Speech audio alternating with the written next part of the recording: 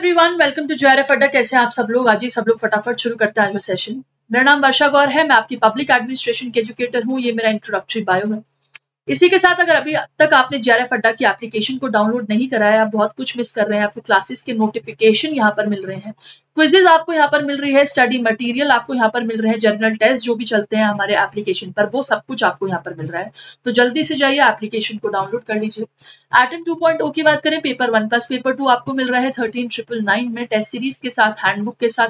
दिसंबर 2024 को टारगेट करने का बढ़िया मौका है। 6 से 8 महीने लगते हैं किसी भी एग्जामिनेशन को टारगेट करने के लिए। आप अभी से यूटिलाइज करेंगे तो बिल्कुल बेनिफिशियल रहेगा। एटम 2.0 पेपर 2 की अगर सिर्फ हम बात करें तो आपको 9,999 में मिल जाता है हैंडबुक के साथ। अगेन केवल पेपर 2 वालों के लिए अपॉर्चुनिटी है ये, जिनको केवल पेपर 2 चाहिए कि मैम हमारा पेपर 1 फिर भी बढ़िया चल रहा है, पेपर 2 में थोड़ी दिक्कत होती है, वो भी इस कोर्स को ले सकते हैं। इग्निशन बैच की बात करें, पेपर 1 प्लस पेपर 2 आपको मिल रहा है लास्ट 10 ईयर के PYPs मिल रहे हैं 3,999 में। इंपॉर्टेंट है आप सभी के लिए, डिटेल सॉल्यूशन के साथ ये सेशन हो रहा है, इसको भी जल्दी से जाइए अवेल कर लीजिए।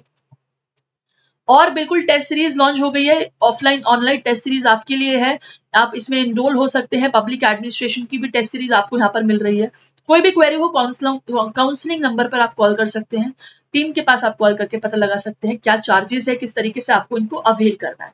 इसी के साथ बात करते हैं सबसे important writs in India.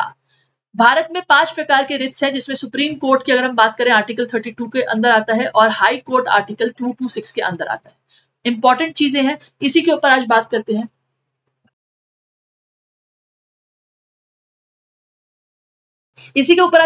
Important है। हैबेस कॉर्पस सबसे पहला रिट आता है आपका, जिसका मतलब होता है टू हैव बॉडी ऑफ, यानी कि शरीर का एक तरीके से शरीर का प्रकट होना या फिर शरीर का पास में होना। बेसिकली जो रिट है ना, ये एक अनलॉफुल डिटेंशन के ऊपर बात करता है, यानी कि ऐसा अनलॉफुल गैर कानूनी गिरफ्तारी के ऊपर बात करता है। ठीक है, और ये आपके किसका हनन होता है बेटा? इंडिविजुअल लिबर्टी का हनन होता है इसके अंदर। यानी कि ये रिट उसके अगेंस्ट इशू किया जा सकता है अगर किसी पर्सन ने अथॉरिटी के अंतर्गत रह के अरेस्ट कर लिया है किसी दूसरे पर्सन को। ठीक है, तो उसको कोर्ट के सामने लाने का, उस बॉडी को कोर्ट के सामने प्रस्तुत करने के लिए ये रिट होता है कि आपने जो है उस इंसान को गैर कानूनी तरीके से जो है कैसे कस्टडी में रख लिया। इसके अंदर कस्टडी जो होती है वो दूसरे इंसान की कस्टडी जब ले ली जाती है तब ये रिट आप इशू कर सकते हैं। कोई भी फैमिली मेंबर इस रिट को इशू कर सकता है। फॉर्मल और इनफॉर्मल एप्लीकेशन फाइल करी जाती है इसके अंदर, और जो है सेम एप्लीकेशन किसी और मतलब एक तरीके से सेम कोर्ट में बार बार नहीं लगाई जा सकती। इसी के साथ कुछ फॉर्मेलिटीज होती है इसके अंदर, जो कि formalities and procedure should not be followed by police while making the arrest। जो अगर मान लो कि इसमें जो कि पुलिस फॉलो नहीं कर रहे हैं, अरेस्ट वारंट नहीं दिखा रहे हैं पुलिस, वो सारी की सारी चीजें प्रॉब्लम्स जो एरिया इसके अंतर्गत हेबेस कॉर्पस के अंदर ये सारी की सारी चीज आती है कि अनलॉफुल डिटेंशन जो कर लिया जाता है, कस्टडी में ले लेते हैं, पुलिस अपनी पावर का जो है गैर कानूनी तरीके से उपयोग करते हैं। इसी के बारे में बात करते हैं। देखो, इसी के बारे में बात करते हैं। हर्ष, जैसे फॉर एग्जांपल हर्ष थ्रेट कर रहा था हिमा को, हर्ष एक कोई लड़का है मान लीजिए, वो थ्रेट कर रहा था हिमा को, तो हिमा के जो फादर है ना वो सपोजिटली पुलिस में है, तो पुलिस ऑफिसर की पोस्ट पर जो हिमा के फादर है उन्होंने क्या करा, हर्ष को अरेस्ट कर लिया और उनको जेल में डाल दिया। अब हिमा के फादर ने ना तो FIR फाइल करी और ना he did not follow the procedure, उन्होंने प्रोसीजर फॉलो नहीं करा हर्ष को अरेस्ट करने का। तो हर्ष के जो अनलॉफुल या फिर रॉन्गफुली डिटेन की अगर हम बात करें कि भाई गैर कानूनी तरीके से जो उनका डिटेंशन किया गया है, उनको कस्टडी में ले लिया है ना, उसके ऊपर क्या करा ऋतिक ने, जो है ऋतिक हर्ष का भाई है, उसने क्या करा, उसने हर्ष के लिए एक एप्लीकेशन को फाइल किया। अब बेशक चाहे हर्ष गलत हो, लेकिन उसको प्रोसीजर के तहत जो है तब नहीं डाला गया अंदर, तो बस उसी प्रोसीजर के तहत जो है ऋतिक ने क्या करा, कोर्ट के अंदर जो भी उनका कोई कोर्ट लगता होगा जिस एरिया में वो रहते होंगे, उस कोर्ट के अंदर उन्होंने एप्लीकेशन फाइल कर दी, रिट हेबेस कॉर्पस, और हर्ष को आजादी मिल गई, क्योंकि आप बिना किसी प्रोसीजर को फॉलो करे, बिना किसी अरेस्ट वारंट के किसी को अरेस्ट नहीं कर सकते।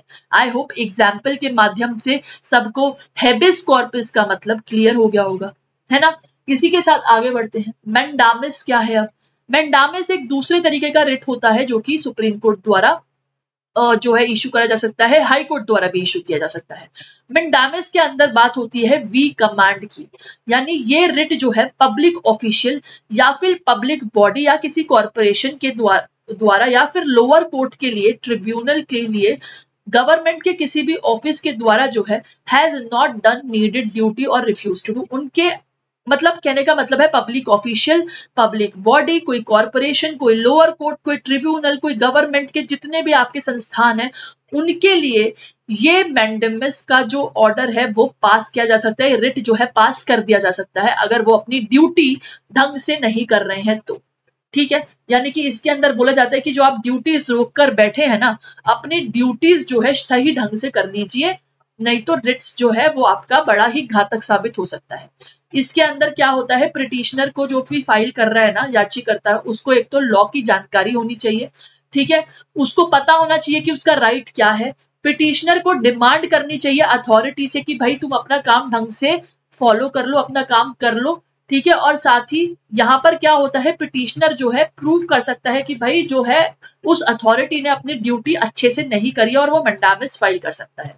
फॉर एग्जाम्पल, आकांक्षा को right to live with dignity का अधिकार है, आकांक्षा जो है उसके पास right to live with dignity का अधिकार है फंडामेंटल राइट के अंतर्गत, और वाटर बोर्ड की ड्यूटी ये बनती है कि वो आकांक्षा को वाटर प्रोवाइड करे।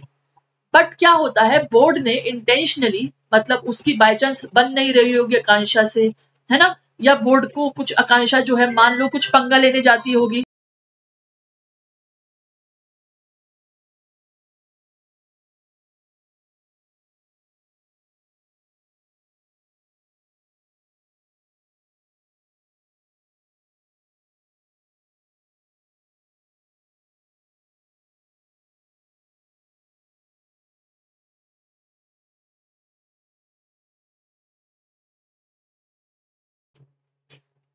Sorry for disturbance, I am so sorry, मैं सेशन को रोक भी नहीं सकती थी।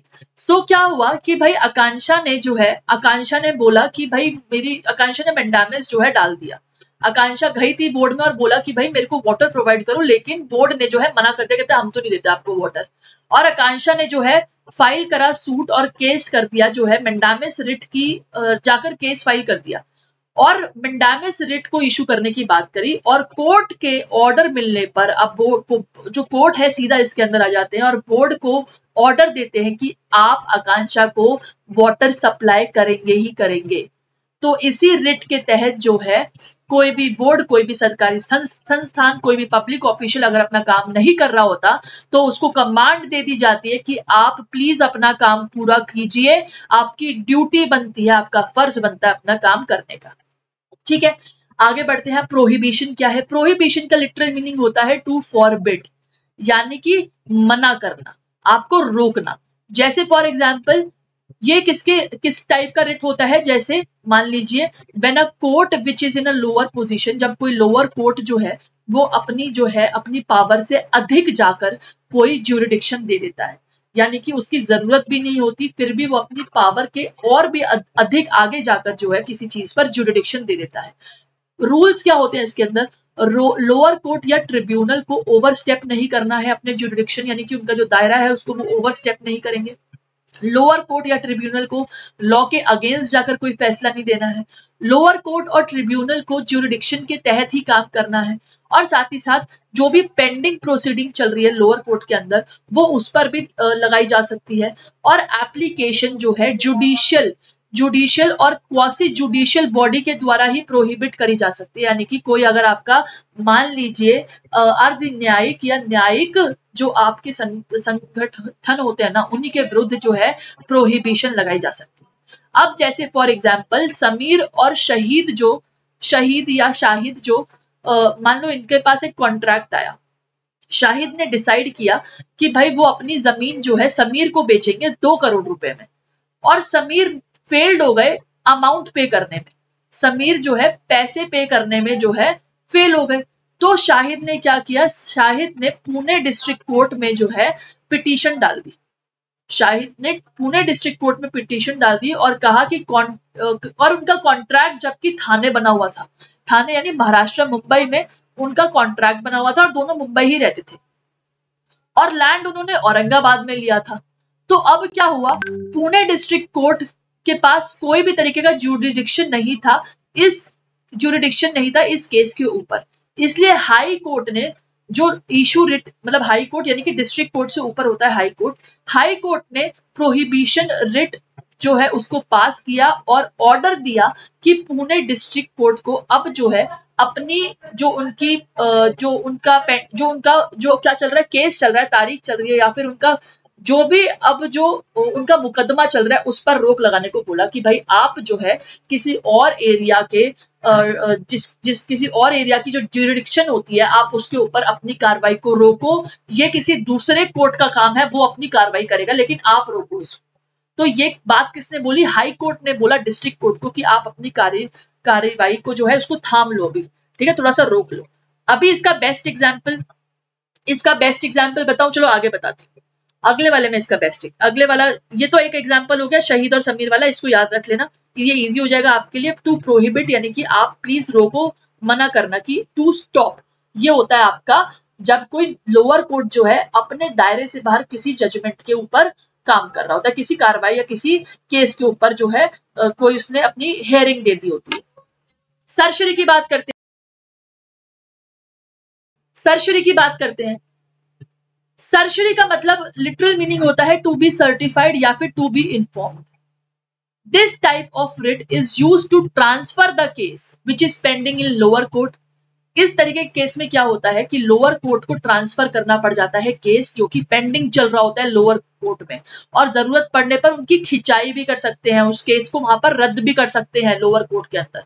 तो ये हायर कोर्ट जनरली क्या करते हैं, लोअर कोर्ट से वो केस ले लेते हैं या फिर उस पर अपनी सुनवाई सुना देते हैं।